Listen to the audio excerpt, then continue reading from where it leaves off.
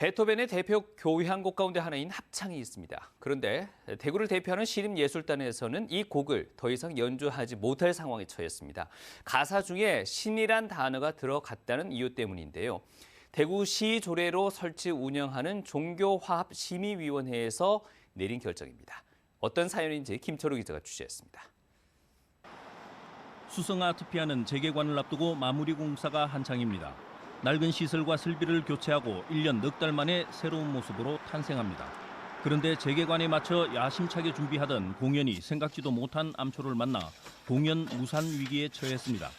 그 조례상에 설치된 그런 위원회에서 이제 부결 판정을 해주셔서 연주자들도 다 사실 아쉬워하시거든요. 출연을 못하게 돼서.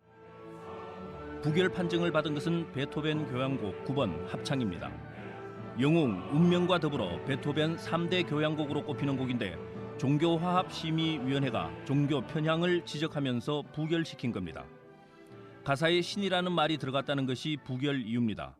이 결정으로 교향곡을 연주할 시립교향악단과 시립합창단의 불참이 결정되면서 공연 성사 여부가 갈림길에 놓였습니다.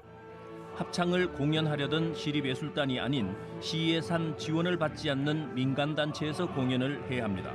문화예술인들은 황당하다는 반응을 보이고 있습니다.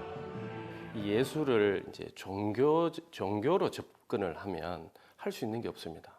예를 들자면 국악 연주라든지 아니면 오페라 연주라든지 오페라도 종교적 관련된 게 거의 대부분이거든요.